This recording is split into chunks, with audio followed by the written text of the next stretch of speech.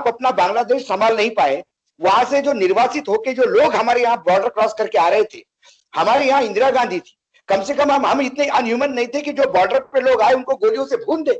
लाखों के तादाद में जब बांग्लादेश की भारत की भूमि पे आए तो उनको 2 टाइम की रोटी तो खिलानी थी।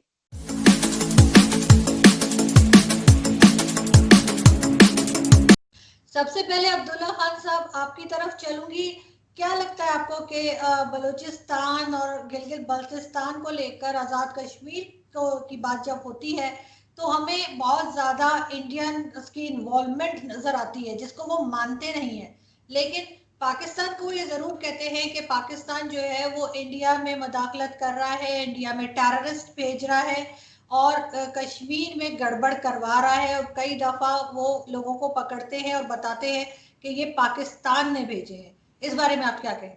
जहाँ तक गिलगित बल्तिस्तान या आज़ाद कश्मीर या मकबूजा कश्मीर, जिसको हम मकबूजा कश्मीर कहते हैं, वो नहीं कहते हैं, वो उनका राइट है, हम उनके राइट का एहतराम करते हैं। लेकिन जो सिचुएशन इंटरनेशनली यूएन की रेजोल्यूशन के तहत तो वो एक डिस्प्यूटेड टेरिटरी है, वो उसका मामला और बलूचिस्तान के मामले को एक ही सांस में गिनना मैं समझता हूँ कि ये टेक्निकली दुरुस्त नहीं है, क्योंकि रियासत जम्मू कश्मीर जो है वो एक मुतनाज़ा इलाका है और उसमें उसका फैसला अभी अक़वाम मुत्तहिदा की करारदादों के मुताबिक होना है, जबकि बलूचिस्तान जो है वो उसमें ऐसा कोई मसला नहीं है, कोई इंटरनेशनल मसला नहीं है, वो पाकिस्तान का एक इंटरनल इशू है और पाकिस्तान का एक इंटेग्रल पार्ट है, वो पाकिस्तान का एक प्रॉपर प्रोविंस है और सारी दुनिया इंक्लूडिंग इंडिया ने उसको पाकिस्तान का सूबा तस्लीम किया हुआ है। और इंडिया जो पाकिस्तान का मैप, इंडिया जिस मैप को एक्सेप्ट करता है और जिसको एडमिट करता है, उसमें बलूचिस्तान भी शामिल है।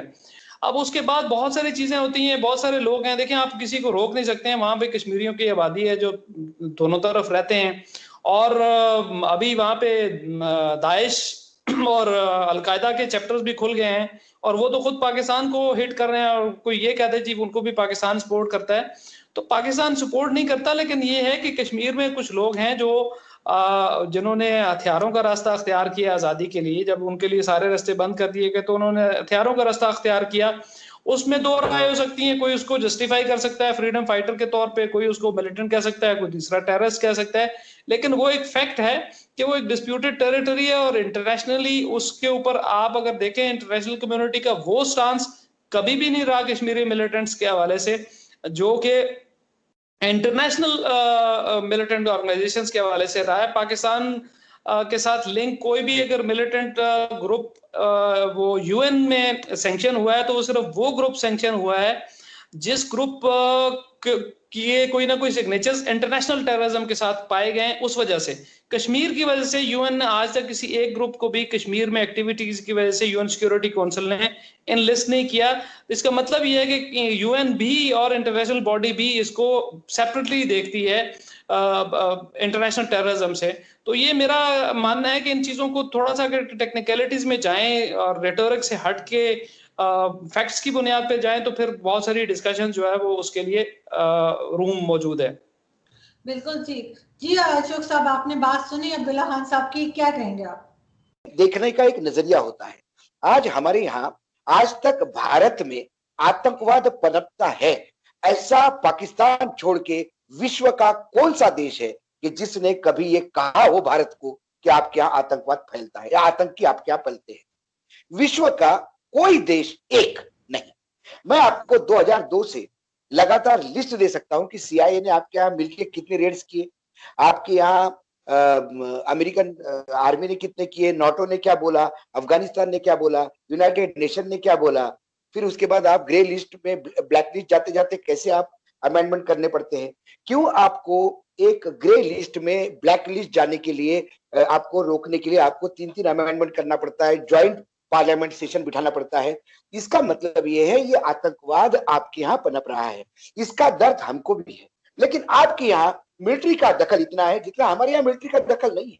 हमारे यहाँ मिलिट्री ये नहीं तय करती क्या करना क्या नहीं करना, आपके यहाँ ये तय करती। आपने अभी उदाहरण दिया कि हमारे वजीर आजम आए, आप गिलानी साहब ने कहा, जाके प्रेशर आ गया मीडिया का, ठीक है। आपके यहाँ क्या हुआ? आपकी एक कैबिनेट मंत्री हमारे यहाँ आती है, एक बात करके जाती है मीडिया के साथ, उसके बाद उसको जाके पाकिस्तान में इतना लताड़ा जाता है कि उसका यू टर्न लेना पड़ता है उसको। हम जानते ये बात होती। हमारे यहाँ पठानकोट हुआ, हमने खुले हाथ से स्वागत किया आपको, आपकी एजेंसी को बोला आइए पठानकोट में क्या हुआ, आप हमारे साथ इन्वेस्टिगेट करिए। कौन सा देश ऐसा करता है मुझे बताइए। आप क्या ओसामा बिन लादेन को घुस के मारा, आपकी खुद आर्मी ने उसके बारे में नाराजगी जताई अमेरिका से कि आप हमारे टेरिटरी में आके कैसे घुस के हो। क्यों आतंकी पाकिस्तान में ही पाए जाते हैं, क्यों यूनाइटेड जो सिक्योरिटी काउंसिल है उनके लिस्ट में वो एड्रेसेस आते हैं, कश्मीर को लेके हो या किसी और को लेके हो।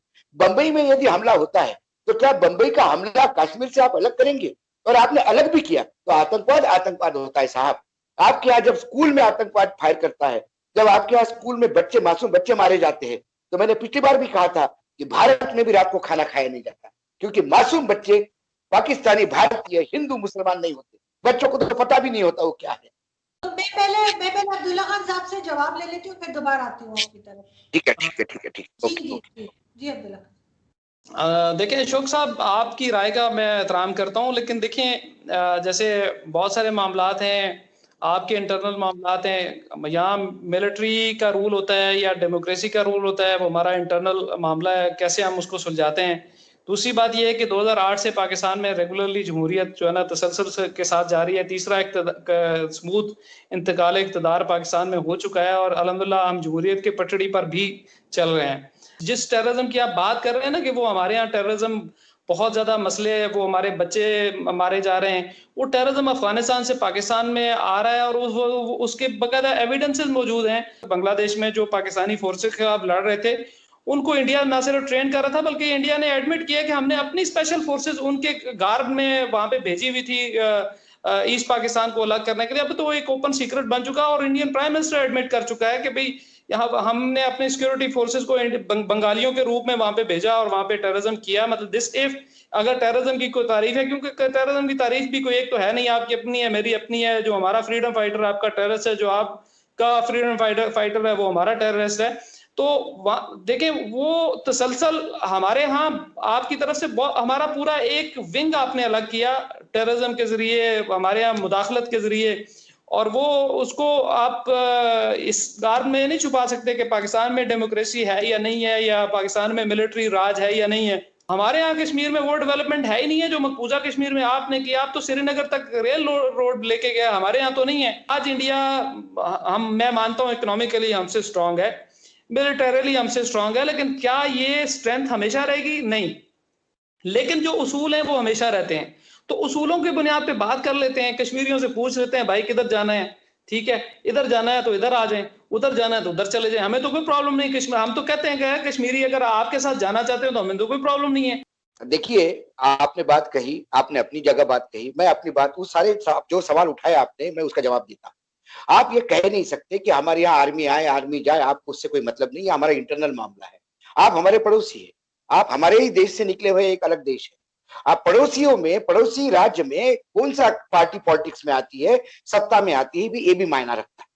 ये भी मायने रखता है अमेरिका में कौन सी पॉलिटिकल पार्टी आएगी सत्ता में, ये मायने रखता है कि विश्व पे कई देशों पे इसका इंपैक्ट का पड़ेगा, क्योंकि हम पुराने जमाने में नहीं रह रहे, हम नए जमाने में रहे। रही बात प्लेबिसाइट की, आप बार बार प्लेबिसाइट की बात करते हैं, वो इशू खत्म हो गया। ना यूनाइटेड नेशंस वो इशू उठा रहा है, ना विश्व के किसी कंट्री ने कहा। हर विश्व का, पूरे विश्व के हर देश ये कहता है कि पाकिस्तान जो कश्मीर जो भारत का इंटरनल इशू है, इसमें कोई मध्यस्थता करने की जरूरत नहीं। आप अपना बांग्लादेश संभाल नहीं पाए, वहां से जो निर्वासित होके जो लोग हमारे यहाँ बॉर्डर क्रॉस करके आ रहे थे, हमारे यहाँ इंदिरा गांधी थी, कम से कम हम इतने अनह्यूमन नहीं थे कि जो बॉर्डर पे लोग आए उनको गोलियों से भून दे।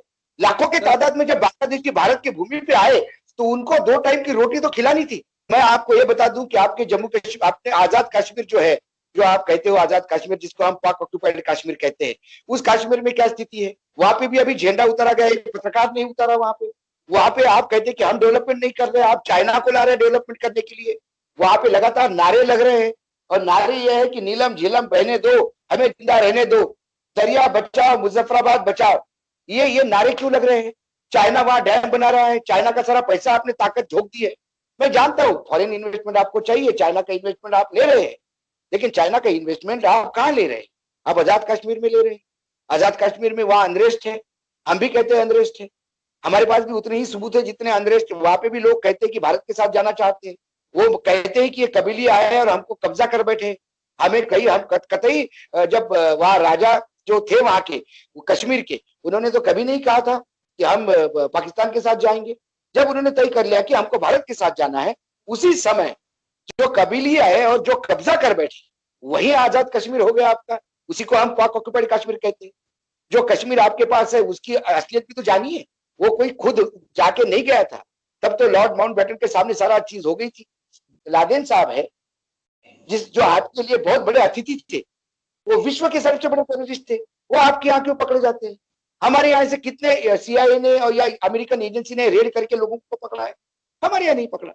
सवाल ये है कि मैं मानता हूं कि आपकी मजबूरी हो सकती है, लेकिन मात्र कश्मीर कश्मीर करके आप कश्मीर में ये हो रहा है करके आप आतंकवाद को पैरा मत दीजिएगा। मेरा कहने का ये मतलब है, ये दुधारी तलवार है, जितनी हमको काटेगी उतनी आपको भी काटेगी। ये आतंकवाद किसी के सगे नहीं होते।